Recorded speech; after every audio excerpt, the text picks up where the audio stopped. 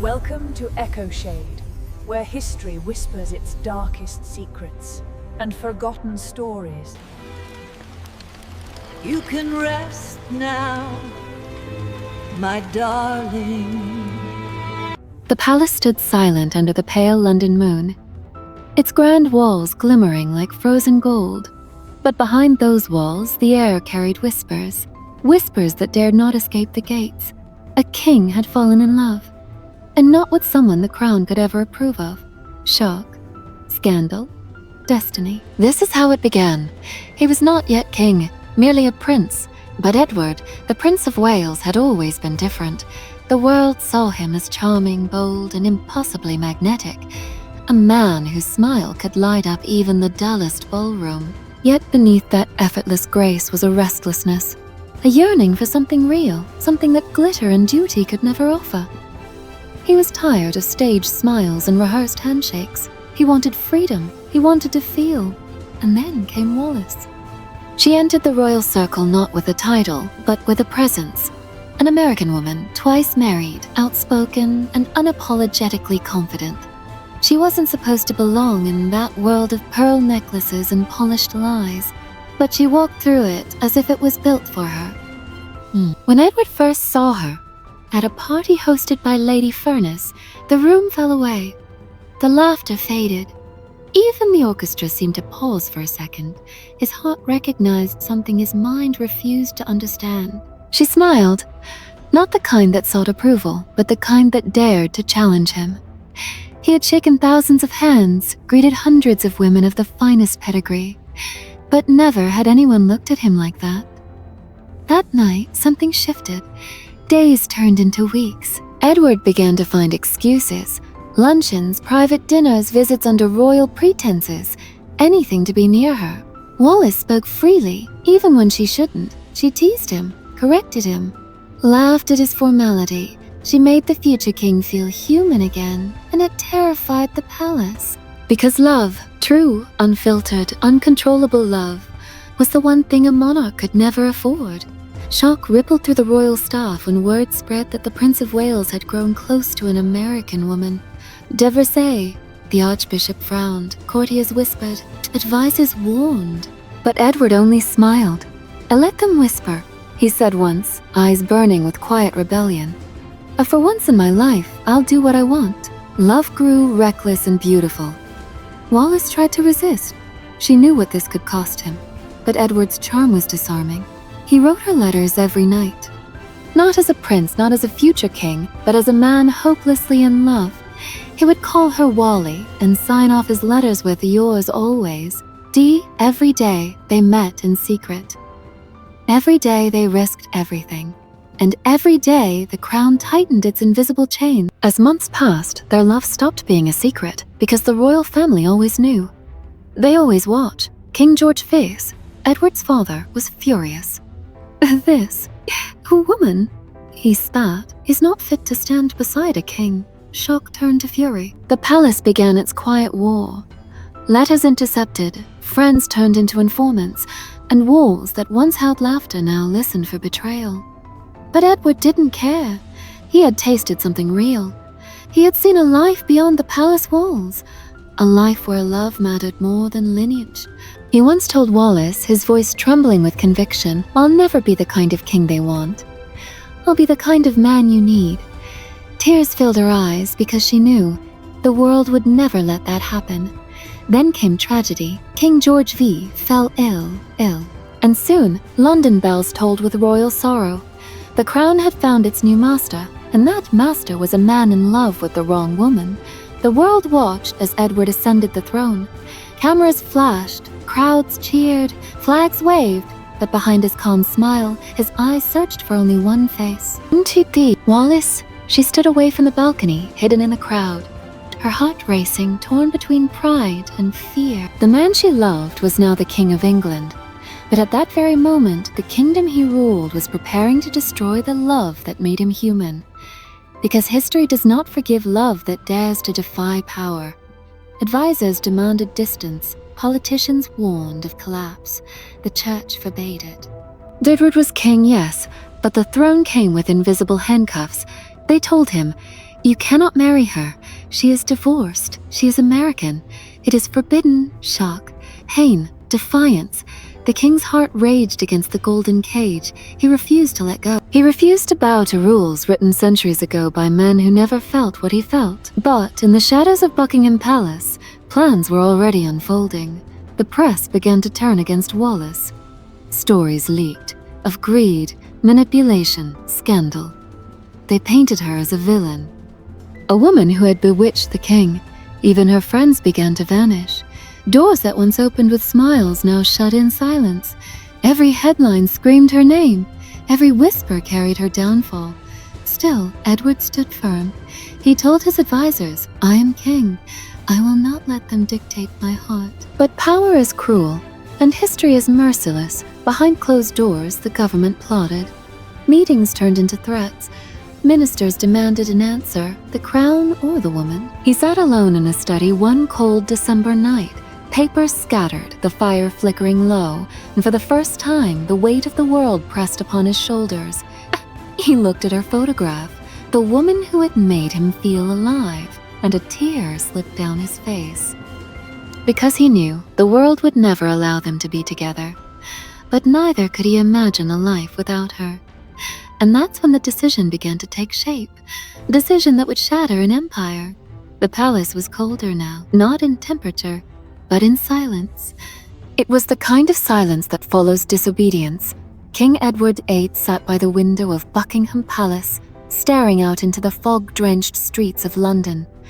The city cheered for him still, but the cheers no longer sounded like adoration. They sounded like echoes of what he was expected to be, and never could. He had the crown, the throne, the empire, but not peace. And every night, the same thought consumed him. She's out there, alone, fighting the storm I created. Wallis Simpson had become the most hated woman in England. The press had turned her name into poison. Every front page screamed scandal. Every radio whispered venom. An American divorcee corrupting the king. But Wallis, the woman who could destroy the monarchy, shock, rage, shame, she hadn't asked for that. All she had done was love him. And in return, she had been branded as a national curse. Edward tried to protect her. He ordered stories suppressed, photographs hidden, headlines softened. But even a king's command couldn't stop the gossip that flowed like blood through the veins of the empire. The British public had begun to choose sides. Some adored the romantic rebellion of their king, but most believed he was losing himself for her. The church, parliament, and even his own family stood as one against him. The archbishop warned him directly, "You cannot be both king and husband to that woman." One must fall, and for the first time, Edward began to realize the full cost of his love. He spent hours pacing the long corridors of the palace, a prisoner in his own kingdom. Every portrait on the wall seemed to judge him. Every candle flicker seemed to whisper, "Choose wisely." He didn't sleep. He didn't eat. He only thought of her. And one evening, unable to bear the distance, he escaped, disguised, hidden beneath a simple coat and hat. A king slipping out of his own palace like a thief of love. He arrived at Wallis's house just past midnight. She was waiting, eyes red from tears. When she saw him, she didn't bow, she didn't speak. She simply whispered, "Oh, why are you doing this to yourself?" He stepped closer, his voice trembling. "But because I love you more than I love the crown." Shock. Silence. Her heart cracked open at those words, because she knew what they meant. She begged him not to ruin himself. "Edward, they'll destroy you. They'll take everything." But he smiled, that same stubborn, beautiful smile that had first caught her heart. "Oh, then let them. I never wanted their everything. I only ever wanted you." Tears streamed down her face. She knew he meant it, and she knew she couldn't stop him. The next morning, the storm began. Advisors reported to the Prime Minister. Meetings grew heated. Foreign newspapers were already publishing stories of the king's love scandal, and the British government knew this could not go on. They drafted letters. They issued warnings, and one day they brought the words he dreaded most. "Your Majesty, if you continue this affair, you must abdicate." Abdicate. The word cut through him like a blade. Give up the throne. Give up the empire, all for a love the world would never bless. Shock, fear, resolve. He stared at the document in his hand, his reflection shimmering in the ink, and for a moment, the entire history of England weighed on his shoulders. The following days were chaos. The palace staff avoided his gaze. The royal family retreated into silence. Even his mother couldn't bear to see him. But he didn't care for their judgment anymore. He cared for the woman they called unworthy. He met Wallace again, secretly. Her hands trembled as she held his. "You can't," she whispered. "You can't throw away everything for me." And he looked at her, not as a king, but as a man utterly consumed. "If being king means not loving you, then I was never meant to rule." The press began its final assault. Photos of Wallace in luxury dresses, stories of gifts, jewels, and manipulation. They called her a social climber, a schemer, a curse upon the throne. She couldn't step outside without being followed. Every window, every letter, every friend watched. She became a prisoner of her own existence. And Edward, watching helplessly, began to crumble inside. He tried to reason with the government. He offered to marry her without making her queen. But the answer came cold and final. The monarchy cannot bend to personal desire. Late one evening, he sat in his study, surrounded by portraits of his ancestors, kings and queens who had built empires, fought wars, ruled nations. He stared at their painted eyes and whispered, "Would any of you have given it all up for love?" The silence of the dead offered no answer, but his heart already knew his choice. He called his brothers, Albert, the Duke of York, among them. Their faces were pale as he spoke. "I cannot do this," Edward said softly. "I cannot be the king they want me to be." His brother tried to stop him. "But think of the country, think of father." But Edward shook his head. "I have thought of everything, and I choose love." Shock filled the room. They stared at him, speechless, because no monarch had ever dared to speak those words aloud. Meanwhile, Wallis was breaking under the pressure. She fled to France, desperate to escape the headlines. Paparazzi followed. Politicians hounded her name like wolves. She wrote to him, "Please don't do this for me. You'll lose everything." But his reply was simple, written in trembling ink. "Without you, I already have nothing." December 10th, 1936, a date forever carved into British history.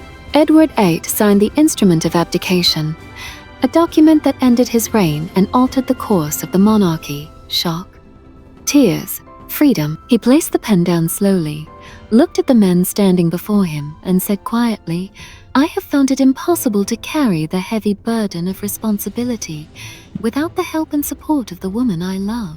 That night, the crown passed to his brother, who would become King George V. And Edward became the man who gave up an empire for love. The palace lights burned bright that evening, but behind them, in a small flat in France, Wallace sat alone, clutching his photograph, whispering through her tears, "He did it. He really did it." The next day, Edward left England, not as a king, not as a prince, but as a man finally free, and forever bound to the woman who had changed everything. As his ship pulled away from the English coast, he stood on the deck, staring at the gray horizon. Rain fell softly, and he whispered to the wind, "I was born to rule a kingdom, but I found my kingdom in her heart." Shock turned to peace. Pain turned to acceptance. And the world, still whispering, realized that sometimes even kings must choose between duty and desire. The ship sailed quietly through the winter fog. Waves rose and fell like breath, carrying with them the final echoes of an empire. Edward stood on the deck, coat collar raised against the cold hands trembling slightly. Behind him, England was vanishing into the mist, the country he had ruled, the throne he had surrendered, the life he had known. He had traded it all for one woman. But as the white cliffs of Dover disappeared into the distance, he whispered to himself, "And now that I am free, why does it feel like I am being buried?" In Paris, a small villa awaited him, a place arranged in haste, furnished with elegance, and wrapped in silence. Wallace was already there. She had been waiting, her eyes red from sleepless nights and unending headlines. When he walked in, she froze. He was no longer the king, he was simply Edward. For a moment, neither spoke. Then she stepped closer, her voice breaking. "You really did it." He smiled faintly. "I told you I would." And in that silence, that single breath between them, love felt both victorious and tragic. The world was still roaring. Newspapers called it the scandal of the century. Cartoons mocked them. Politicians debated whether the ex-king should even be allowed back in Britain. Edward became the Duke of Windsor. Wallis became Her Grace, the Duchess of Windsor, a title but not acceptance. They were together, yes, but they were also exiles, banished from the country that once bowed before them. Paris was beautiful but cruel. They dined at grand restaurants. People stared. They walked along the Seine. Whispers followed. Every smile came with judgment, every glance with gossip. And in quiet moments, when the lights dimmed and the laughter faded, Wallis would sometimes whisper, "Was it worth it?" Edward would kiss her hand and say softly, "Every second with you is worth a crown." But behind his eyes, the answer wasn't so certain. In 1937, they married in a quiet ceremony in France. No royal family members attended. No church bells rang. No nation celebrated. Just a handful of witnesses, a single photographer, and two people who had defied an empire. As the priest spoke the final words, "Till death do you part," Wallis glanced at him, and in her heart a storm raged, because she knew this was love, but also exile. They tried to build a new life. Parties, travels, interviews, a glittering illusion to hide the loneliness beneath. Edward loved her with unwavering devotion, but he struggled with what he had lost: his country, his people, his purpose. Some nights he would sit by the window, a glass of scotch in hand, out into the Paris skyline. "Hey, do you ever miss it?" Wallis would ask. He would pause. "Every day." Then he'd add softly, "But I'd still choose you." "Nay," she smiled, but her eyes told another story. She loved him. Yet sometimes she felt the ghost of a queen she had never been. As the years passed, the world changed. War loomed once again. Hitler rose to power in Germany, and whispers spread that the Duke and Duchess of Windsor were too close to dangerous company. They had met German officials. They had smiled for cameras. And soon the British government began to suspect, was the former king sympathizing with the enemy? The rumors were devastating. Edward, already isolated, became the subject of political suspicion. The government decided quietly they must be sent far away. In 1940, he was appointed governor of the Bahamas, a post that sounded royal but was in truth a polite form of exile. When they arrived, the sun burned bright, but their hearts carried only shadow. The island was beautiful, palm trees swaying, turquoise waters endless. But for Edward, it was a golden cage. He tried to act with dignity. He toured hospitals, attended meetings, and smiled for photographs. But behind closed doors, he confessed to Wallis, "I'm no longer a king, Wallis. Just a man pretending to still matter." Wallis tried to fill their days with luxury, parties, dinners, exquisite dresses. But even silk can't hide sorrow forever. The distance from England grew not just in miles, but in memory. The royal family barely wrote. Invitations never came. Their names were spoken less and less, and soon Edward realized he hadn't just given up the crown, he had given up his place in history. Cut the tea in the quiet of tropical nights. The couple would often walk along the beach, stars reflected in the water like scattered jewels. Wallis would slip her arm through his and whisper, "Do you ever regret me?" He would stop, look at her, and though his heart ached with nostalgia, his voice stayed calm. Never. But once when she turned away, a single tear slipped down his cheek. Because love had saved him from loneliness, entrapped him in it all the same. When the war ended, they returned to Europe, older, quieter, forgotten by many. They lived in a beautiful house in Paris, filled with art, jewels and silence. They attended galas and dinners, but they were ghosts of a story too scandalous to fade. Photographers still followed, whispers still lingered, but their world had shrunk to each other. In his later years, Edward would often look back at old photographs of coronations, royal parades, golden thrones. He'd smile softly and say, It's strange how everything we think is forever disappears. Wallace would laugh, touching his hand, but love didn't. He'd glance at her, and though time had stolen youth and peace, one truth remained. He had loved her beyond reason, and that perhaps was his only true crown. The world called it scandal, history called it betrayal, but he called it love. And as years turned to decades, and the whispers of kings faded into the wind, the Duke and Duchess of Windsor lived quietly, bound not by duty but by choice. The man who gave up everything for love, and the woman who carried that love like a curse and a blessing. Paris, 1950s. The city of light, the city of lovers. And yet, inside a quiet mansion on Boulevard Suchet, the air carried only silence. The Duke and Duchess of Windsor, once the most talked about couple in the world, now lived behind drawn curtains. Outside, the world had changed. Empires had fallen, wars had ended, and new kings now ruled where he once might have sat. Inside, time moved slower, a ticking clock echoing through halls filled with memories. The golden frame above the fireplace still held his royal portrait, but the man sitting beneath it was no longer a prince of destiny. He was simply Edward. Older, tired, human. He still carried the same charm, the same twinkle in his blue eyes, but there was something else now, a quiet sadness. Every morning he would read the British newspapers. Every headline reminded him of the life he once had. The royal family celebrated milestones, weddings, births, coronations, but his name was never mentioned. He was as if he had been erased from the royal bloodline itself. And yet, whenever someone asked if he missed it, he would smile softly and say, "No, I've already lived it. I've loved." That was enough. But deep down, even Wallace could see it.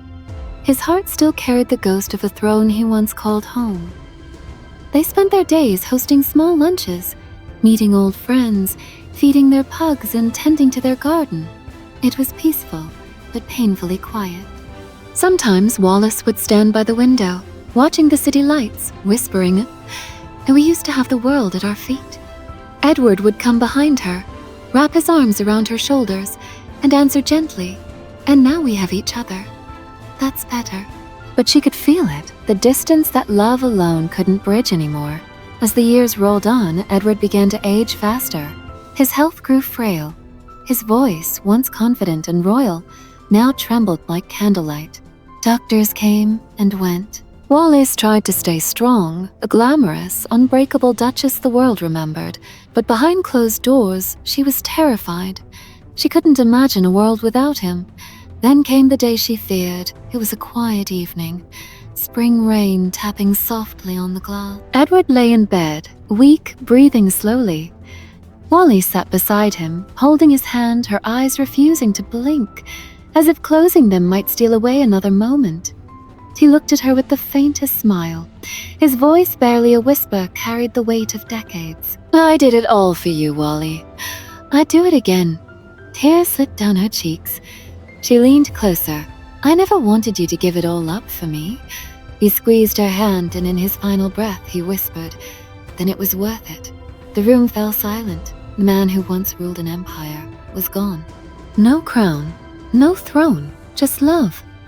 The news spread across the world. The Duke of Windsor has died in Paris. In London, the royal family prepared for his funeral. For the first time in decades, his name was spoken in royal halls once more. Queen Elizabeth II ordered that his body be brought back to Britain and buried in the royal grounds of Windsor. It was a gesture of peace, a quiet forgiveness. Too late, yet somehow necessary. Wallace traveled back to England for the first time since exile.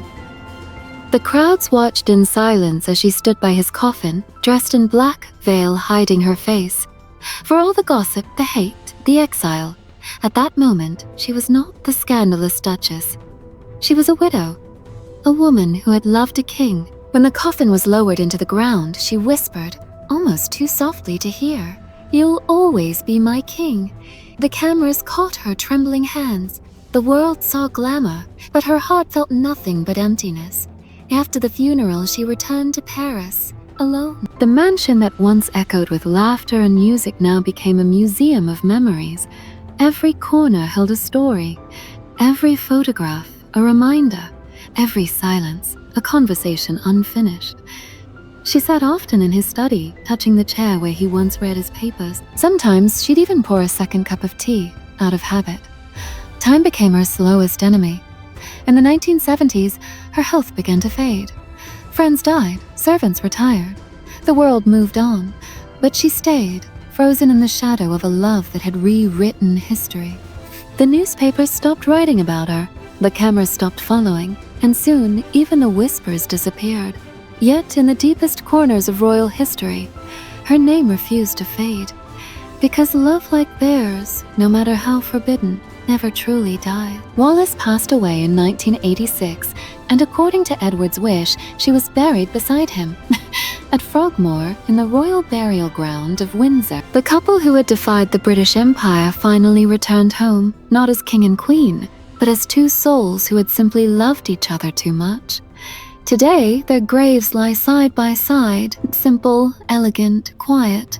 Visitors walk past, reading their names carved in stone. Edward, Duke of Windsor, 1894-1972 Wallis, Duchess of Windsor, 1896-1986. And above them, the sky stretches wide, blue, endless, forgiving. The world remembers them not for their scandal but for their choice, to love in a time when love was forbidden. The crown was heavy, but love was heavier. And in the end, love won. Not in life, but in memory. Decades had passed. The world had changed beyond recognition. Kings were no longer untouchable. Queens smiled for cameras. And love, the same love that once cost a throne, had become something the world finally began to understand. But in the quiet corners of royal memory, the story of Edward and Wallis still lingered. Half forgotten, half forbidden. Their portraits still hung in some archives, their letters still sealed in vaults, their names still spoken in hushed tones. But history, like time, has a way of coming full circle. In the 1990s, documentaries began to appear, voices whispering through static-filled footage, black and white clips of the young king, who had given up everything. People watched again, and something changed. For the first time, the world began to see not the scandal, but the sacrifice. They saw a man who had chosen love over empire, and a woman who had endured a lifetime of judgment for simply being loved. Shock turned to sympathy, scandal turned to sorrow, and history, the same history that had exiled them, began to soften. Old letters surfaced, private words written in trembling ink. Edward's handwriting, still elegant and sharp, spoke of longing, of loneliness, of unshaken devotion. One letter read, "I have no regrets, only the ache of distance from what I once ruled. But even that ache is sweet, because it reminds me that I chose love." Another, from Wallis, said simply, "They'll never forgive us, but perhaps someday they'll understand us." And perhaps finally they did. The royal family, though still silent in public, began to subtly reclaim their story. New generations looked at the photographs, Edward's confident smile, Wallis's graceful poise, and saw not rebellion, but humanity. Princes and princesses of the modern era now spoke freely of love, heartbreak, and independence, things once unthinkable under the crown. The choices Edward made, once condemned, now paved the path for others to marry who they loved. He was not just a man who gave up a throne. He was the one who proved that even a king could be ruled by his heart. Tourists visiting Windsor often stop at their graves now. They read the names and pause, sometimes in curiosity, sometimes in awe. A young girl once asked her grandmother, "Oh, why is he buried here if he stopped being king?" And the old woman smiled softly, "Because he never stopped being royal in spirit, dear. He just chose a different crown. The crown of love. That's what the world began to call it. It wasn't forged in gold or set with diamonds. It was built from defiance, pain, and devotion, and it gleamed brighter than any jewel in the royal vaults. Because what Edward and Wallis did wasn't about rebellion against monarchy. It was rebellion against fear. Fear of judgment. Fear of loneliness. Fear of living a life that wasn't truly yours. And And in doing so, they became something more than royal. They became real. Modern historians now write about Edward VIII not as the lost king, but as the man who humanized the monarch. They say his abdication forced the royal family to evolve, to accept love, to embrace individuality, to realize that even those born to rule are still bound by the same fragile humanity as everyone else. And Wallis? She is no longer remembered merely as the woman who took down a king, but as the woman who taught a king how to love. Still, not everyone forgives. Not everyone forgets. Some say Edward's abdication weakened the crown. Others say it saved it, by forcing it to adapt, to become modern, relatable, human. But whether saint or sinner, hero or fool, one truth remains untouched by time. He chose love when the world demanded obedience, and that choice changed everything. In the grand halls of Buckingham Palace today, if you listen closely during a quiet evening, you might still feel it. The faint echo of a man who once walked those corridors, haunted by both duty and desire. And perhaps if the walls could speak, they would whisper what history often forgets, that behind every crown there beats a human heart, and sometimes that heart chooses to be free. In recent years, exhibitions in London and Paris have displayed the belongings of the Duke and Duchess. Letters, jewelry, the iconic pearl brooch, and the infamous abdication speech, handwritten on paper, yellowed by time but immortal in meaning. Visitors stand before those words, some with tears in their eyes. I have found it impossible to carry the heavy burden of responsibility without the help and support of the woman I love. A single sentence, and yet it changed the course of royal history forever. Now, when people speak of Edward and Wallis, they don't whisper. They speak with awe, with empathy, with understanding. They remember not what they lost, but what they dared to live for.